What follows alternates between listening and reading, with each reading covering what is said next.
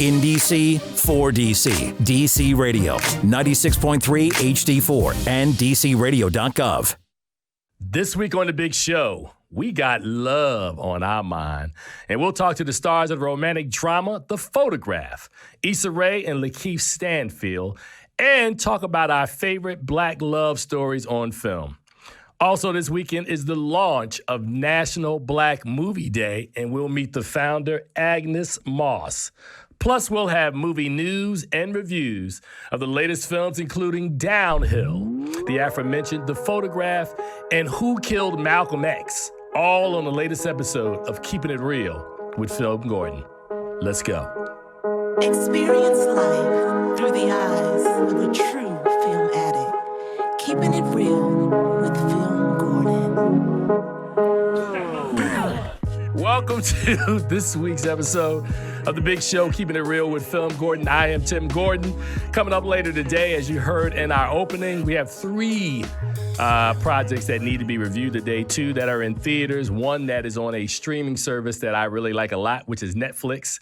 Of course, Who Killed Malcolm X? That dropped last weekend. I did not get a chance to review it then, but I had a chance to watch it all weekend, and I got lots to say about that one. Downhill, a remake of Force Majeure, is also in theaters this week, and Old School Love returns with The Photograph. So we'll also talk to its stars, Issa Rae and Lakeith Stanfield, also later in the show. And we will also talk to the founder of National Black Love Day, and that is Miss Agnes Moss. So she will be along as well. Wilson Morales will join us momentarily to update us on what's going on in film. But before we get to Wilson, I wanted to do a small in memoriam, I should say, for an actress whose work I watched as a kid and all through my teen and young adult years. Miss Paula Kelly passed away last week.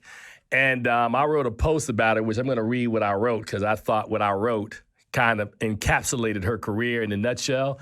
I said, we remember actress and dancer Paula Kelly, who passed with a career spanning 30 years. Kelly excelled on stage, television, and the big screen, giving memorable, dramatic, as well as comedic performances, often displaying more depth than her characters intended. Kelly co-starred in a series of groundbreaking films, including Sweet Charity, Trouble Man, Soylent Green, The Spook Who Sat by the Door, Uptown Saturday Night, and JoJo Dance and Your Life is Calling. Kelly was 76 years old. Kelly, one of my favorite clips, because there were several clips that I tried to post over the weekend, and I just decided that I would just go with one. And it was from Uptown Saturday Night, where she plays the wife of the local councilman, played by Roscoe Lee Brown. And there's a scene, if you go on and you can check it out online, that both Sidney Poitier and Bill Cosby had been in a club called Zenobia's. And in Zenobia's, they had a winning lottery ticket in a wallet that gets robbed by Calvin Lockhart and his crew. And they come to their local councilman to complain to try to get their wallet back. And in the middle of the meeting that between Roscoe Lee Brown, Bill Cosby, and Sidney Poitier, in comes Paula Kelly, who we now know it was not just at Madame Zenobia's hanging out, but is also married to this councilman. And she's kind of telling them in a very urban way, I will use that phrase, about how much fun she had at Madame Zenobia's and her uptight husband. It is hilarious, man. I kept watching it over and over. And this woman, man, has so much range in all of her work, man. So Paula Kelly, who a lot of people may not be familiar with, she was also in Oprah Winfrey's The Women of Brewster's Place. Just a phenomenal character actress, man, who maybe never was the star in these movies, but always provided amazing support. Gone at 76 years old. And with that being said, we're going to go to New York now. I'm going to bring on my friend and colleague, Mr. Wilson Morales from blackfilm.com. Wilson, welcome to the show, man. Hey, welcome. Good to be on. Sir, I wanted to talk to you so bad this week, man, because 50 Cent is balling right now. I mean, this guy We saw the end of one show that he executive produced in Power, and then the beginning of a second show that he has on ABC called For Life, and the announcement of 4 or 5 more books in the Power universe, man. Talk to me about at least what you're figuring out or understanding about how 50 Cent continues to evolve and is becoming a major figure in the entertainment game right now. Well, Power showed that he could bring on good content if you let it fester. No series, well, I won't say no series, but, Power grew in time. I think when they went from Saturday to Sunday and then from Sunday to on demand, and its audience grew, and they're giving him another shot. And this time he's now going to bring a series to ABC networks, which is different from cable. So he's got a new series called For Life. Hopefully that can do well. And then because of Power, they've announced 3 spinoffs and a prequel, somewhat in a way, I think it is. So we're gonna, we haven't seen the last of Power characters, and so he's been thriving for years, and he's doing it right now. We haven't heard so much on the music level, but on the executive level, 50 Cent is he's one of the few blacks up there. Now, I got a chance to watch For Life, and I love the concept going in because I was trying to figure out how is this prisoner or this guy who's locked down in court representing others. And within the first 5 minutes, they kind of lay out the story, which is based on a true story, I may add. And I thought that the opening episode was really strong and it served as a nice foundation, Wilson, of getting you to understand that this, putting all of the pieces on the chessboard and you starting to understand how he's going to move in this world. I thought it was a really good start. I mean, did you get an opportunity to watch it? What did you think? Well, like I said, the first episode is pretty good. Obviously, the pilot is what sold it to ABC and gets it on air. Now it's a question of an audience tuning in. With the exception of a few shows on networks, and I'm talking about ABC, Fox, and NBC, unless it's procedural, some of these shows that come in mid-season don't come back, So I'm hoping audience can keep talking about it. The marketing is there for the show so people can tune in week after week. I think because of all these streaming channels, people are so used to getting everything all at once, right, as opposed to letting it fester. But 50, he created a sensational Power week after week on cable. Now let's see if he can create that on a network TV.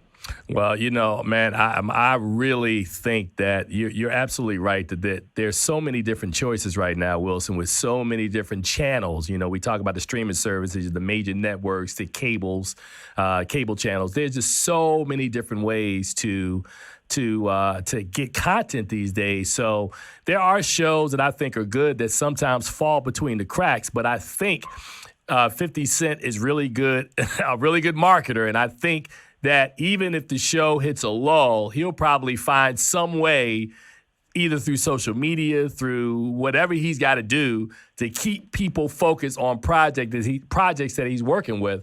And having said that, I saw the finale of Power and was like super shocked at the end, at the post-credit sequence, which served as kind of a prequel to who these characters were, which I thought was a great idea. And then the introduction of the next 4 books of Power, and I was like, wow.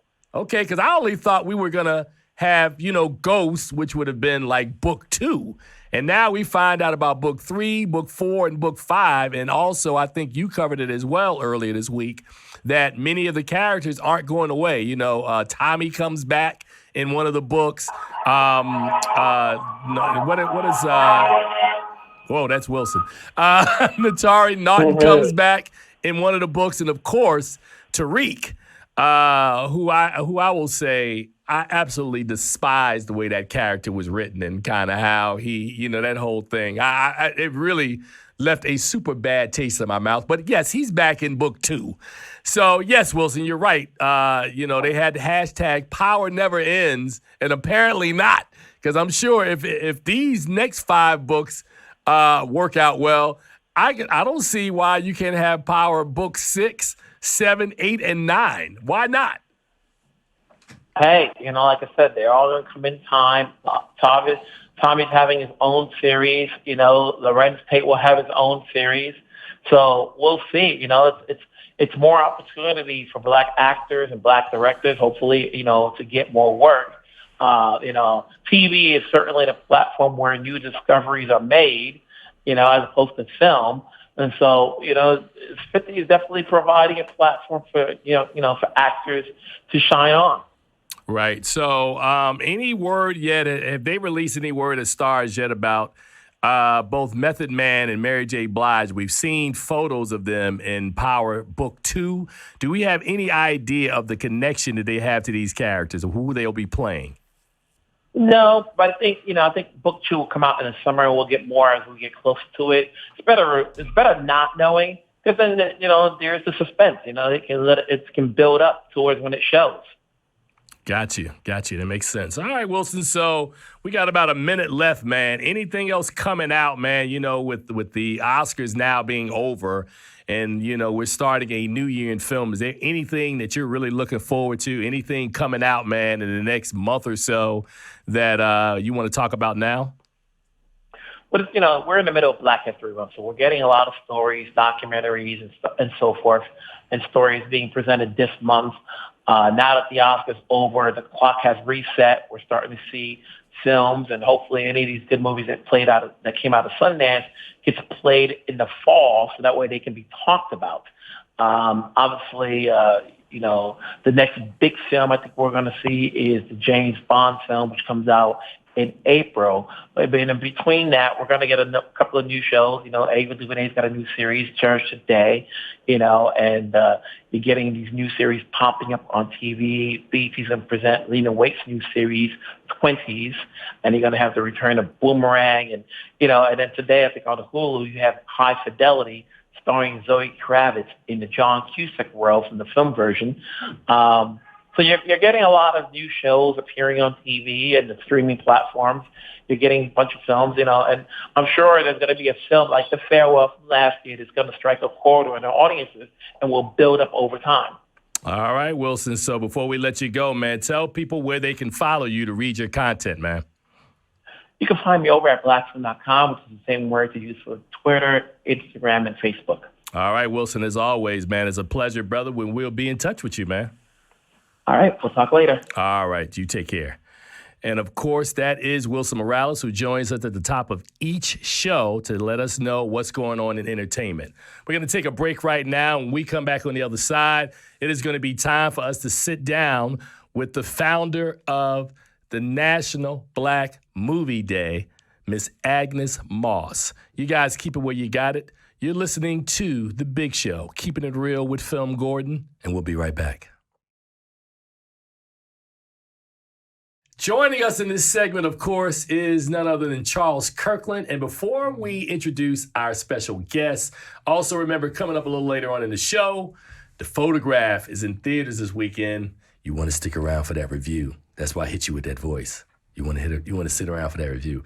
So now, in studio with us is the founder of National Black Movie Day, which is happening right now, all day today, and it is none other than Miss Agnes Moss. Agnes, welcome to the show. Thank you for having me. I'm so happy to be here.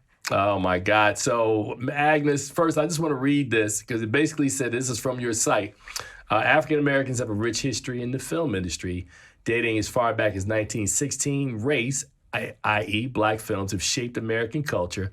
African American directors, actresses, writers, and producers of color have painted our world with their unique storytelling abilities and influence.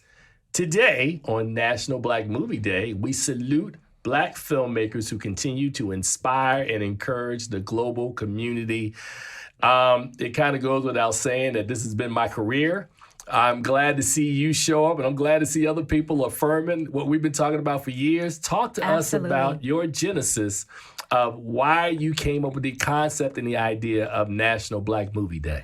Well, that is my statement, and I stand behind it, and here's why. We have over 100 years of African-American excellence in the film industry. And whether or not others accept that, whether or not they recognize that, it's a fact. Now, of course, initially, we were not the target audience, right? But since then, Black films have evolved, and we have proven our excellence. So the reason for National Black Movie Day is it was created back when Oscars, #OscarsSoWhite became a common sentiment in our community because there was a lack of representation in terms of African Americans, directors and films winning awards in 2015. So since then, I wanted for us to come together in a show of solidarity and say, hey, these are our films. These are our stories. Whether or not you appreciate them, we do. There you have National Black Movie Day 2020. Wow, very nice. All right, so this is an interesting interview to do because I know so much about all of this, so it's like I don't know how do we. I mean, it sounds like we're regurgitating all of the stuff that we talk about here all the time anyway. Right. In our last segment we covered. We were talking about since this Love Weekend that we were spotlighting the 10 best love couples or love stories that have been put on film. So a lot of what we talked about there and much of the motivation of that is basically the same motivation that you're using for National Black Movie Day. That people are coming together to understand that, the mainstream media now sometimes still sees films with people of color as kind of a niche market. And when we're not a niche market, if you're talking about a century of excellence, and, right. You talk about 1916, of course, D.W. Griffin dropped Birth of a Nation in 1914. So you had people like Lincoln and Johnson Noble, yes. who basically, Lincoln and Noble Johnson, were, kind of were doing their clapbacks. Michaud comes along a couple of years after them, and hence there you are. So when you're looking at Black film, what is it for you that kind of moves you when you look at Black film and you look at these images and then you try to kind of juxtaposition or compare that to where we are today? What is it that motivates you when you're looking at Black film? Absolutely. So I am motivated by seeing myself, seeing my stories, seeing stories that I can relate to, that speak to me. Our films inspire. They change lives. They change your perspective. They provide information. So when I look at films, I want to see myself. And I think that, that's a fair ask.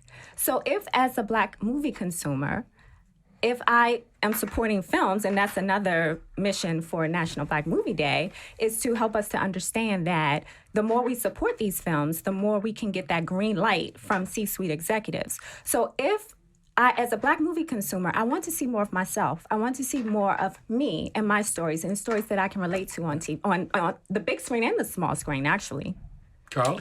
So my question to you is, this is a great initiative, National Black Movie Day, and I know you have a rationale for starting it, but for a general consumer like myself, I'm not a general consumer because I'm a film critic, how can I be involved in National Black Movie Day? What makes this a special day for the general public? Absolutely. So National Black Movie Day is twofold. The first goal is to create an awareness campaign for the community. But the second goal is to acknowledge the Black movie consumer. Because we are a Black movie consumer appreciation day, because we are the one investing those dollars in the film. When you go back and you look at Black Panther, grossed over $1.3 billion. Yeah. We want to see those funds reinvested back in our community. Why not have scholarships? And I'm sure I've heard that they've given out some money to students, but we could use a little bit more. So as a Black movie consumer, why not ask, hey, I'm investing these dollars in your business, give back to us. Let's strengthen our community. Let's invest in filmmakers so that we will continue to invest dollars. Here's something else. Nielsen says that African Americans have a collective spending power of $1.3 trillion. The film industry has an annual revenue of $11 billion. but there's no data to show the correlation between the two. What I do know is we are large consumers of entertainment.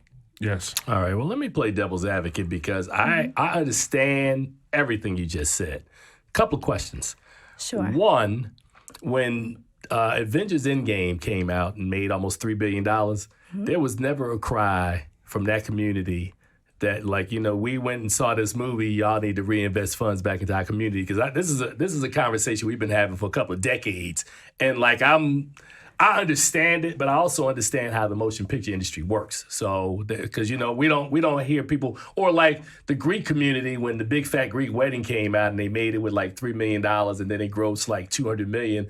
There were there weren't Greek Americans going like, "What's up? We gonna get some of that money back in our community." So why? And I'm not saying it's a bad idea. I'm just saying I'm still on the fence.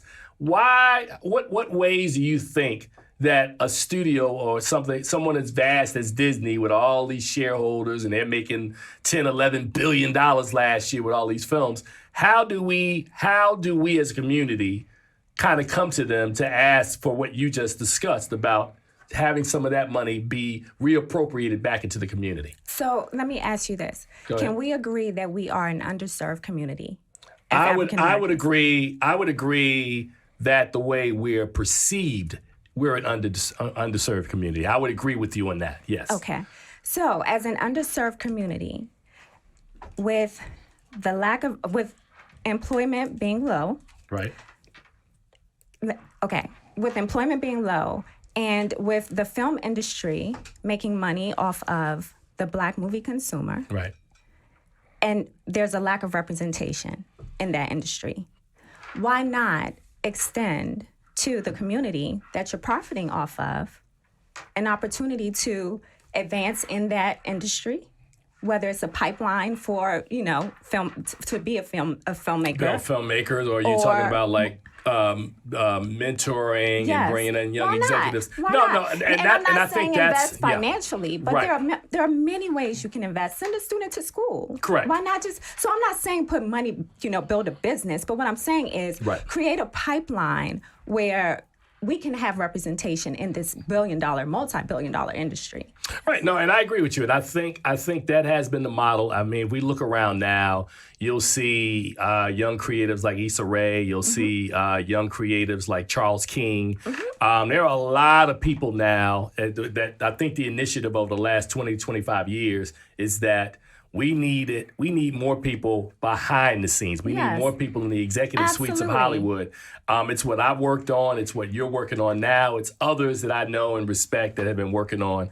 But I also wanted to say, listening to you talk about the genesis of what you did and how you started this movement, it reminded me when I was young, and when I say I was young, I was younger. And I was sitting, believe it or not, at the DC Convention Center, the old one. And I was working as a temp. And this had to be in 1990. And I remember having an epiphany that at that time, I thought that there weren't enough images of us on screen. And I had been watching award shows and seeing how Black films constantly were passed over.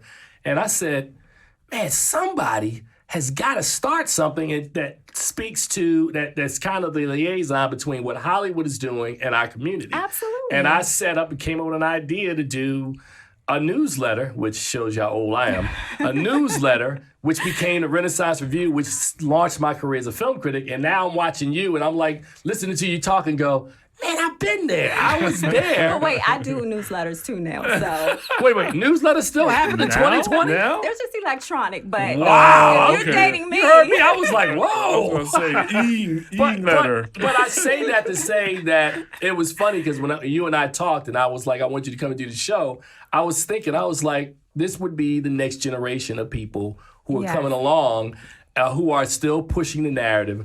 You talked about how we're underrepresented as a community.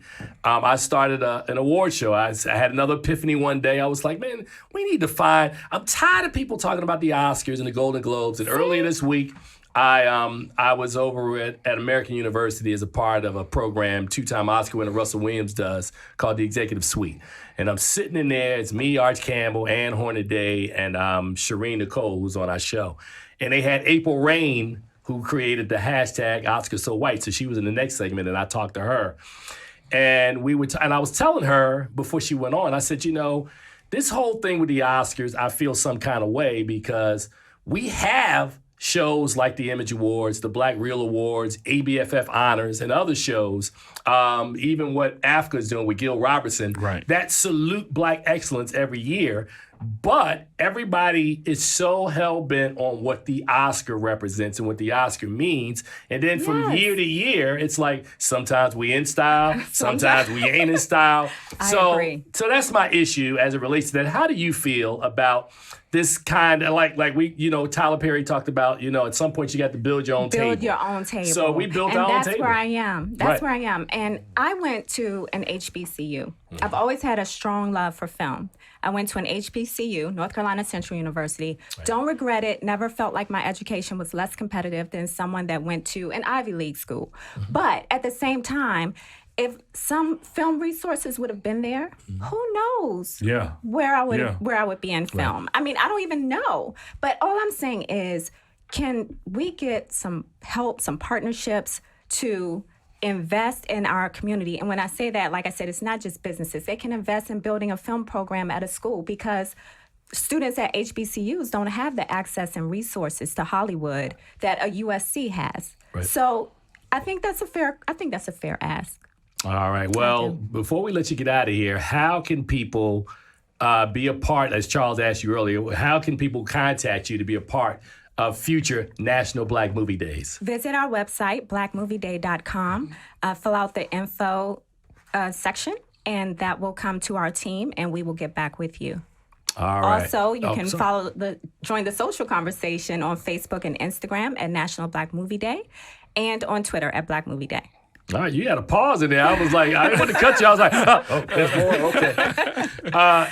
Agnes Moss, it has been a pleasure. We look forward to seeing you. You don't have to wait the National Black Movie Day to come through. You know where we are. I will be here. Thank you. And you've been an inspiration to me. I've been following you for some time. So thank you for all that you've done. Well, thank you for that. For the film industry. Thank you. All right, we're going to take a break right now. I'm not crying. My eyes are just sweating. We're going to take a break and come back on the other side with more of The Big Show. You keep it where you got it. We'll be right back.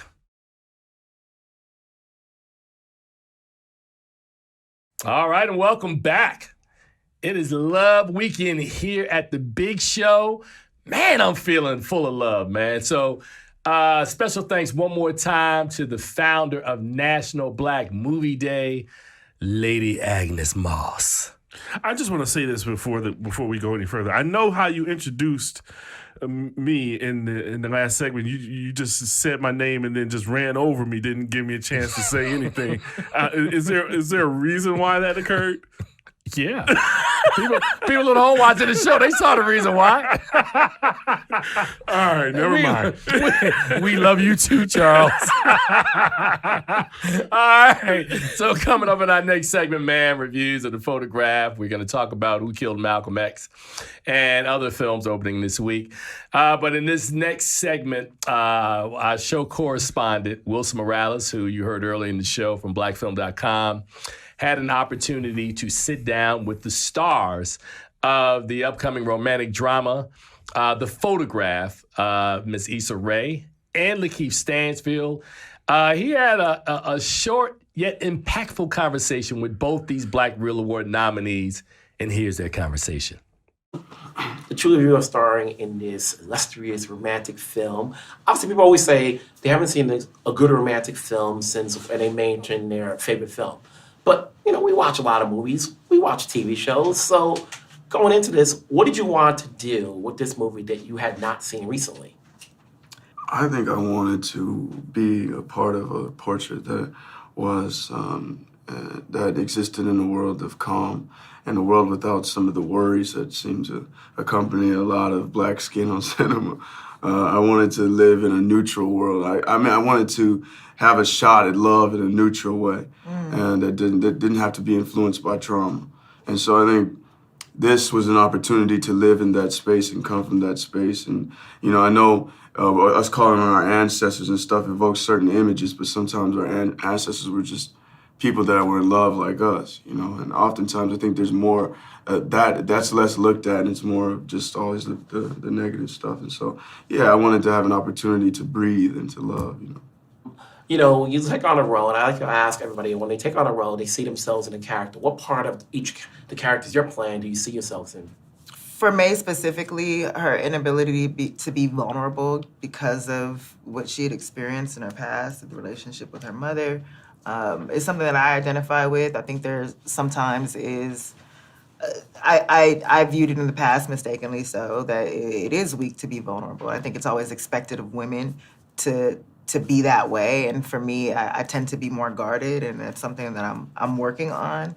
And so I, for sure, identified with her and her need to overcome that. Mm-hmm. Yeah. Yourself, what part of your Mike is you? Yeah, well, Michael's ambition, his ambition to want to see through what he set out to do, and I definitely feel that, and I also feel his like love at first sight type. Yeah, you know, because I am very like, I'm just gonna tell you like, yo, I love you. I don't care. Like, I don't have to have experienced anything. I love your soul, and he sort of has that in his DNA, and so I felt that, and also his sort of longing for the beauty of things and like wanting to see the beauty of things and interested in lives of people and stories. And like, obviously I am, that's why I'm playing characters, like my love for humanity. I think I feel with him. A lot of times when you see these romantic films, you watch as love is challenged by life goals. And there's a little bit of that in this movie. So the question goes, can love outweigh it or does it need to?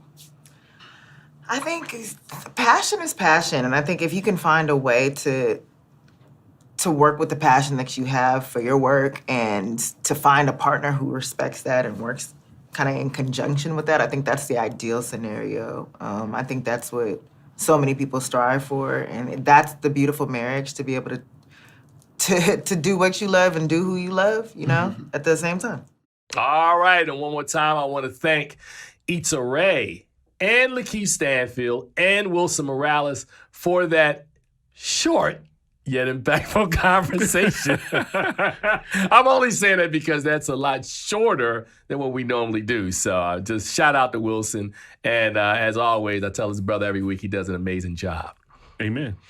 All right, so now, since it is Love Day, I was sitting around thinking earlier this week, and I usually think alone. I don't usually let Charles in on the thought. And, you know, like it's like half-baked until I bake it fully, I'm and glad then I you, call I'm glad you you tell up. everybody that now. It's true. I mean, but you remember, well, never mind. They can look me up and figure out what I've done. I used to produce radio once upon a time.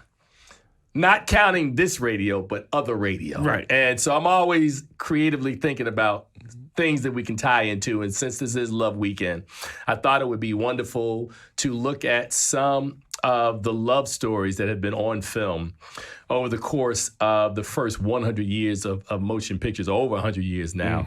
And Charles, as I shared with you earlier, much to my chagrin, there has been a lack of what I call true Black love stories. And what I mean by that is not films that show a man and a woman together who might be having, as to borrow a phrase from A Tribe Called Quest, having hot sex, or, you know, stories of people getting together and they end up together in the film. I'm talking about stories where the love story between a couple is kind of central to the story. Good example, when I was doing the research, Coming to America came up because, you know, Eddie Murphy is in pursuit, you know, his character is in pursuit of Sharon Headley's character. Right. And when I thought about it, to me, the love story is kind of not even secondary. It's almost like maybe the third or fourth thing that happens in the film, because it's really a film that's kind of a road story, you know, this bonding story between Murphy and Arsenio Hall and how they're both going through New York looking for her. So and you'll see the films we're going to cover. Because I think you raise a good point. Talk about some of the ones, because, you know, I haven't unveiled the list of ones we're going to discuss, but there were some that were outside of the realm, and you kept coming to me, and so go ahead and we can do this for the audience. I mentioned a movie called Breaking All the Rules, or Two Can Play That Game. So wait a minute. So let's stop with Breaking All the Rules. So that was Jamie Foxx and Gabrielle Union. All right. Yeah. So good example. So what I'm saying here is that that was a film about a guy, if I'm recalling this correctly, whose best friend was Morris Chestnut in the film. Am I correct? And basically, it was this situation where he was writing a book about breaking all the rules and about love. And Morris Chestnut was interested in Gabrielle Union, but Gabrielle Union fell for him. Right. So that story is again, I think it does qualify as a love story. It wouldn't be in the top 10 of what I'm discussing now. And I even brought it to you when you saw the list. What did you say? Well, I say it's not going to break into the top 10 of this list. But I'm also saying that Black love looks different than it used to back when Claudine was made, you know? And so we got stories like that, and About Last Night, the remake with Michael Ealy and Kevin Hart, and all, which give us a different look of what love means nowadays. Even a film like the Steve Harvey book, Think Like a Man. Think Like a Man, yeah. So, I mean, you're right. I mean, those are films about love stories, but what I wanted to focus on, and as we will unveil and talk about the films that I selected on my list, I wanted to concentrate on stories that were like love stories. And all of them aren't just like this mushy kind of cinematic Hollywood love. Some of this stuff is kind of hard, as you'll see in some of these films. So without further ado, man, let us go and hit it. The first film that I wanted to discuss on in this love section was a film from 1943. I went back because I started at the beginning as I was processing this, and I was thinking, in the Michaud films, no Body and Soul, no love there. Hallelujah's from 1929 is not really a love story. There was really nothing in the 30s I thought that worked. So when I got to the 40s is where I stopped here. And Cabin in the Sky, for those who have not seen it, tells the story of a compulsive gambler named Lil Joe Jackson, played by Eddie Rochester Anderson, who dies in a drunken fight, awakens in purgatory, and he learns that he'll be sent back to Earth for 6 months to prove that he deserves to be in heaven.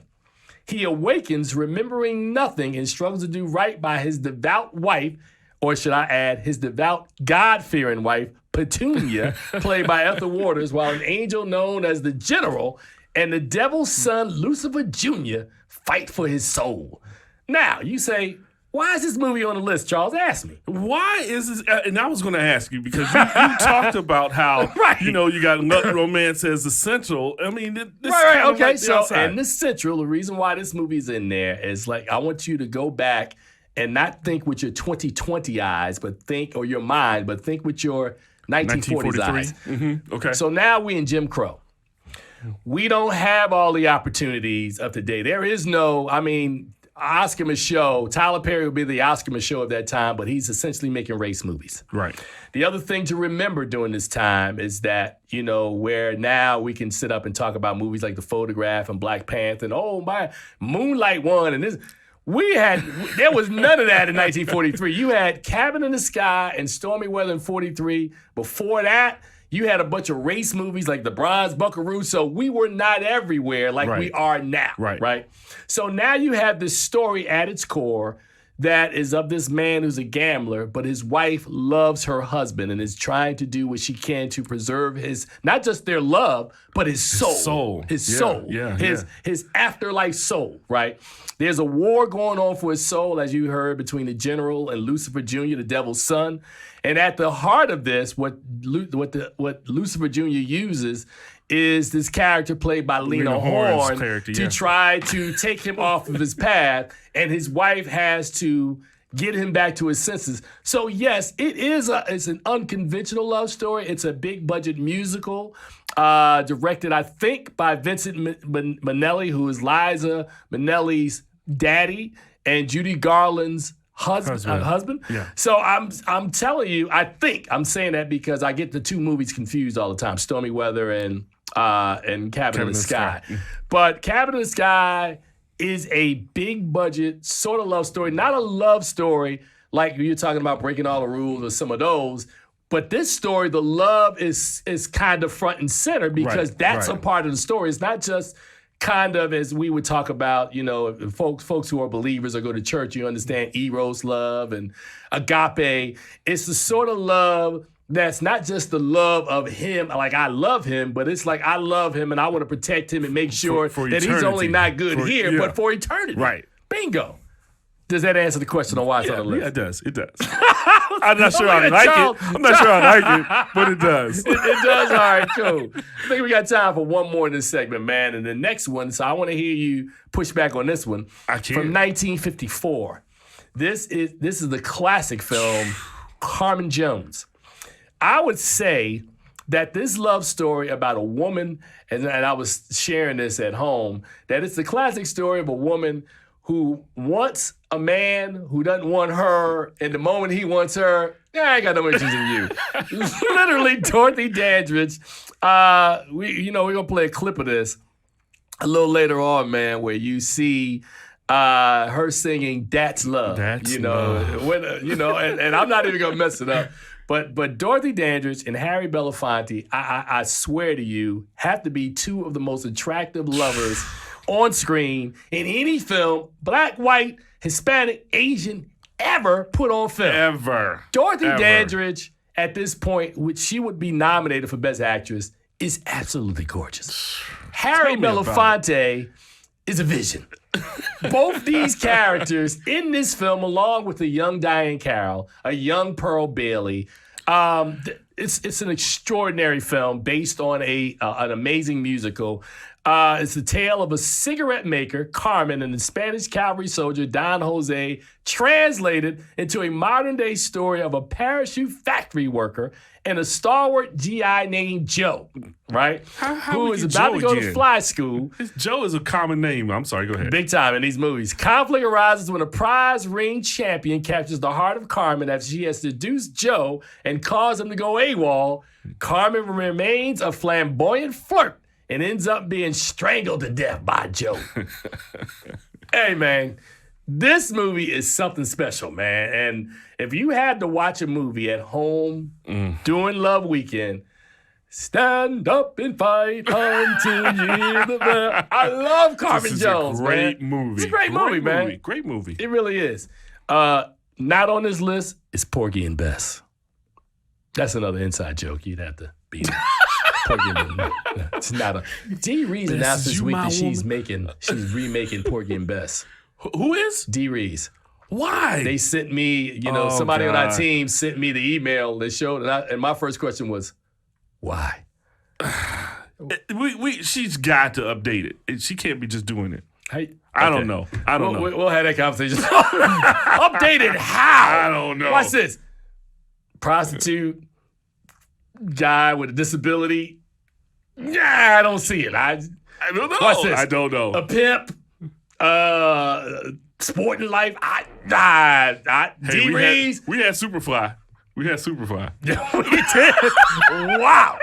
Yeah. So Carmen Jones is the second movie on my list, and I'm gonna pause here, and the rest of this will be on overtime. We will have 8 more of these performances for you. So if you listen to the show and you go through the DC Radio app, there's this thing that we do called overtime, where it's this show, but it's more of this show on the other side, and we will be doing that with 8 more of these couples. But right now, remember, from 1943, it is A Cabin in the Sky. From 1954, it is the classic Carmen Jones. So we're going to take a break right now and come back with more of The Big Show, keeping it real with FilmGordon. Reviews. We'll be right back. Okay, all right, gotcha. All right, and welcome back to The Big Show. This week's reviews are brought to you by thefilmgordon.com. Experience film through the eyes of a true film addict. Check out all of our film content at thefilmgordon.com. This week, there are several movies that we are going to review. But as always, before we begin, cue the music. All right, first up this week is the Netflix limited series, Who Killed Malcolm X? Now, in 1965, in February of 65, Malcolm X is murdered. 3 men are arrested, but only one admits to being part of the plot. Now, one activist pledges to find the real killers and vows to learn the truth about what officials knew regarding the crime. And here is a clip from Who Killed Malcolm X on Netflix. All righty. As a guy who has loved equally both Dr. Martin Luther King and Malcolm X equally, I, of course, knew a lot about Malcolm X. You know, of course, the Spike Lee film, having read Alex Haley's autobiography as a teenager. So I was really very eager to watch this Netflix limited series. And it's a 6-part series. And boy, was I surprised with all the amount of information. So let's just start by saying that there is a bus operator who works here locally at the Arlington Cemetery who also wanted to know, you know, the story of Malcolm X, and it kind of intrigued him. And he goes on an investigation. Now, mind you, he's not a professional investigator. He's not law enforcement. He's just a regular, everyday citizen who wanted to know the answers to something. And inside of this documentary, you quickly discover that not only does he line up an oppressive array of guests that he can talk to about this, but he also manages to infiltrate inside of the neighborhoods of Newark, New Jersey, where we now know that the 5 killers of Malcolm X all were members of Moss 25, which was headed by a man who spent time and was really close to the Honorable Elijah Muhammad while they were on lockdown. And you see the seeds of discontent after Malcolm X kind of makes public the charges against the Honorable Elijah Muhammad about birthing some babies out of wedlock, and hence you have the story. But what's fascinating about it is not only does he understand and show us that, but he also shows us that he finds out who these individuals are through interviews. He talks to local folks in Newark, New Jersey, who we kind of now know that it was common knowledge of this within this community of people of who committed this crime, and actually finds out the guy who fired the kill shot. And before he can get to the guy, tragedy strikes. So let's just say this, to me, is one of the best documentaries from a point of view from someone who is trying to accomplish a thing. It's one of the best documentaries I've ever seen. It is so well done by a guy that's not, again, I repeat, a professional investigator who unearthed all this stuff. I urge you to watch Who Killed Malcolm X. It's absolutely fantastic. I'm giving this documentary an A. I thought it was that good. It is absolutely fantastic. Worth your time. All right. Our next film this week is really the big one. And of course, that film, we've been talking about it all show. It's all Love Weekend that has been released. It is The Photograph. And of course, this film stars Issa Rae. It stars Lakeith Stanfield. It features Lil Rel Howery. It is just an engrossing film. And it also features a great performance by a friend of our show, Mr. Rob Morgan. And the story is basically kind of starts when a famed photographer, Christina Ames, dies unexpectedly. She leaves her estranged daughter, May, hurt, angry, and full of questions. May, by the way, is played by Issa Rae. When May finds a photograph tucked away in a safe deposit box, she soon finds herself delving into her mother's early life, an investigation that leads to an unexpected romance with a rising journalist. See the theme of today's films? Regular people investigating things to find something out. Here is a clip from The Photograph. All right, so this film finds the star, ironically, the 2 leading actors in this film, in this romantic drama, come from hugely successful comedy series. Issa Rae from Insecure, Lakeith Stanfield from Atlanta. Stansfield, who has been doing a steady projection, I would say, since his character in Atlanta. We've seen him in Sorry to Bother You. I've seen him in a small indie role in Crown Heights. But here he steps up as a leading man. And I think the one thing that I will say about the both of them together is that their chemistry is through the roof. The 2 of them connect. He's a reporter researching the story. She, as we said earlier, is an executive who is looking into her unexpected mother's death. And the two of them connect early and often, and reminiscent, ironically enough, of Love Jones. The two of them sort of connect and find out that they have chemistry for one another. But then there's some issues. He is not necessarily looking to commit. He is applying for jobs outside of the country. She is someone who has kind of been in and out of relationships, but really doesn't have anybody serious. And as they begin their journey, with all the twists and turns that come with her backstory with her family, him investigating the man who ends up being her father in the film, it is an amazing story. I would also be remiss if I did not mention Lil Rel Howery, who Jordan Peele used to great comic effect in Get Out, and director Stella, and I think her name is pronounced Meghie, Meghie. She uses Lil Rel Howery similarly in this film, and he's fantastic. He helps move the story along. Tiana Paris plays his wife. They tease Lakeith Stanfield's character endlessly because he's a guy who always meets women and quickly falls in love. And he does so again in this movie. And Lil Rel Howery's like, come on, bruh. Just met her, man. Come on, bruh. So very, very funny stuff. I thought the chemistry, of the two, as I said, is very, very good. I thought that there were some lulls in the middle of the film. But other than that, I think it's a movie that if we're talking about Love Weekend and you're going to watch, you can watch it over and over. And I think this film will ultimately be a classic, like a Brown Sugar, like a Love and Basketball, like a Love Jones. This is a really well done old school love story. And again, I repeat, we need more films like this. So I would give this film a B+. I really dug this film a whole lot. The photograph, very solid work. Welcome to the party, leading party, Issa Rae Lakeith Stanfield. Wow, because if you'd have told me that 6 months ago, I'd have been like, come on, man. Them two comedic actors? But they both got chops, and they're really, really good. All right, so that's all I got for you guys today. And on behalf of our super producer who hid for the majority of the show behind the big shade, it is Sugar Shane Lewis. And I'm going to stop calling Charles the most selfish man in radio because Charles gives of his time, gives of everything.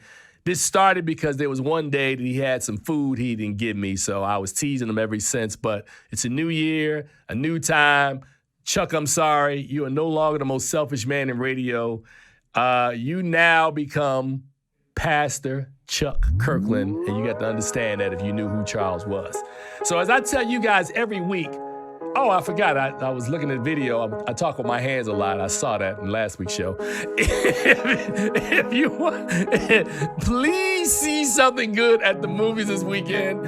I'm Tim Gordon, and until next week, we out. In DC, for DC. DC Radio, 96.3 HD4 and DCRadio.gov.